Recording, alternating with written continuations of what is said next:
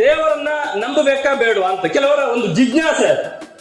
ನಂಬಬೇಕು ಯಾವ್ದಂದ್ರೆ ಆ ಹೊತ್ತಿನಲ್ಲಿ ನಂಬಬೇಕು, ಯಾವ ಹೊತ್ತು ನಾನು ದೇವರ ಭಕ್ತನಾಗಿ ವರ್ತಿಸುವುದಿಲ್ಲ, ಅಂದ್ರೆ ನಾನು ಮಾಡುವ ಕೆಲಸ ಕಾರ್ಯಗಳಲ್ಲೆಲ್ಲ ನಾನು ಅದೊಂದು ಪೂಜೆ ಅಂತೇಳಿ ಭಾವಿಸುವುದಿಲ್ಲ ಅಂತ. ಜಗತ್ತಿನಲ್ಲಿ ಅತ್ಯಂತ ಸರ್ವಶ್ರೇಷ್ಠವಾದ ಪೂಜೆ ಯಾವುದು ಅಂತ ಕೇಳಿದ್ರೆ ನಾವು ಮಾಡುವ ಒಳ್ಳೆಯ ಕೆಲಸಗಳೇ. ನಾವೇನು ಒಳ್ಳೆಯ ಕೆಲಸಗಳನ್ನು ಮಾಡ್ತೇವೆ ಅದು ಸರ್ವಶ್ರೇಷ್ಠ ಪೂಜೆ. ಯಾಕೆ ನಂಬಬೇಕು ಅಂತ ಹೇಳಿದ್ರೆ ಪ್ರತಿಯೊಂದು ಕೂಡ ನಂಬಿಕೆ ಆಧಾರದ ಮೇಲೆ ಇರುವುದು. ಜಗತ್ತಿನ ಪ್ರತಿಯೊಂದು ವಸ್ತುವು ಕೂಡ ನಂಬಿಕೆ ಆಧಾರದ ಮೇಲೆ ಇರುವುದು. ಜಗತ್ತಿನ ಒಂದೇ ಒಂದು ಸತ್ಯ, ಜಗತ್ತಿನಲ್ಲಿ ಒಂದು ಮಾತ್ರ ಸತ್ಯ. ಇಷ್ಟು ಜನ ಸೇರಿದ್ದೀರಿ, ಪ್ರತಿಯೊಂದು ಕೂಡ ನಂಬಿಕೆ ಆಧಾರದ ಮೇಲೆ. ಎಷ್ಟೋ ಜನರಿಗೆ ನಾನು ಧನಂಜಯ ಅಂತ ಗೊತ್ತಿರಲಿಲ್ಲ, ಯಾರೋ ಬಂದವರು ನನ್ನನ್ನ ಪರಿಚಯ ಮಾಡಿಕೊಟ್ರು, ಧನಂಜಯ ನೀವು ನಂಬಿದ್ರಿ, ಅವರು ಹೇಳಿದ ಕಾರಣ ನೀವು ನಂಬಿದ್ದು, ಅವರ ಮಾತಿನ ಮೇಲೆ ನಂಬಿಕೆ. ಅಷ್ಟು ಮಾತ್ರ ಅಲ್ಲ, ಇಲ್ಲಿ ಬಾಕ್ಸ್ ಇದೆ, ಈ ಚೇರ್ ಇದೆ, ಈ ಮೈಕ್ ಇದೆ, ಇಲ್ಲಿ ಇಷ್ಟೊಂದು ವ್ಯವಸ್ಥೆಗಳಿವೆ, ಇದಕ್ಕೆಲ್ಲ ಬಂದು ಹೇಳಿದ್ದಾರೆ ಅದು ಮೈಕ್ ಇದು ಚೇರು ಅಂತ ಹೇಳಿದ್ದಾರೆ. ಯಾರೋ ಹೇಳಿದ ನಂಬಿಕೆ ಆಧಾರದ ಮೇಲೆ ನಾವು ಅದನ್ನು ಕರೆಯುವುದು, ಅದನ್ನು ನಂಬುವುದು. ಸಂಬಂಧಗಳು ಕೂಡ ಹಾಗೆ. ಸಣ್ಣ ಮಗುವಿಗೆ ಇವ ಮಾವ, ಇವ ದೊಡ್ಡಪ್ಪ, ಇವ ಚಿಕ್ಕಪ್ಪ, ಈಗ ಅಂಕಲ್ ಆಂಟಿ ಬಂದಿದೆ, ಅದು ಬೇರೆ ವಿಷಯ. ಆದ್ರೂ ಅದನ್ನ ತಿಳಿಸಿ ಹೇಳಿಕೊಡ್ಬೇಕಾದಂತ ಅಗತ್ಯ ಇದೆ ಇವತ್ತು.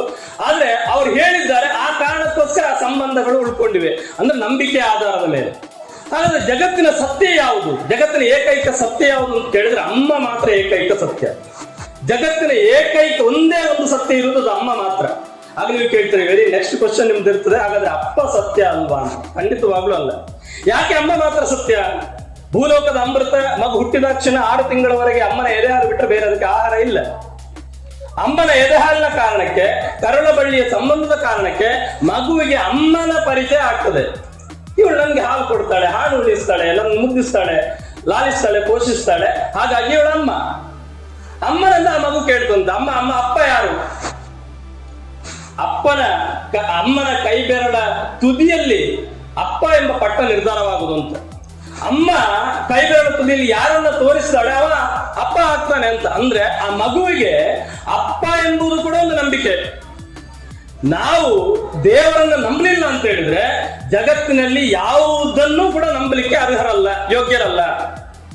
ಹಾಗಾಗಿ ಅಮ್ಮ ಮಾತ್ರ ಏಕೈಕ ಸತ್ಯ, ತಾಯಿ ಮಾತ್ರ ಏಕೈಕ ಸತ್ಯ, ಭೂಮಿ ಮಾತ್ರ ಏಕೈಕ ಸತ್ಯ. ಅದಕ್ಕೆ ಈ ದೇಶ ಅನಾದಿ ಕಾಲದಿಂದ ಕೂಡ ನಮಗೆ ಯಾವುದು ಸಹಾಯವನ್ನು ಮಾಡ್ತದೋ, ನಮ್ಗೆ ಯಾವುದು ಆಭಾರಿ ಆಗಿದೆಯೋ, ನಮ್ಮನ್ನು ಯಾವುದು ಪೋಷಿಸುದೋ ಅದನ್ನೆಲ್ಲ ಭಾರತ ಮಾತ್ರ ತಾಯಿ ಅಂತ ಕರೆದಿದೆ. ಅದು ಭೂಮಿಯನ್ನಿರ್ಬೋದು, ಗೋಮಾತೆಯನ್ನಿರ್ಬೋದು. ಹುಟ್ಟಿದ 1 ವರ್ಷ 2 ವರ್ಷದವರೆಗೆ ಎದೆ ಹಾಲನ್ನ ಕುಡಿದ ಮಗು ಮತ್ತೆ ಸಾಯುವವರೆಗೆ ಗೋವಿನ ಹಾಲನ್ನು ಕುಡಿತದೆ.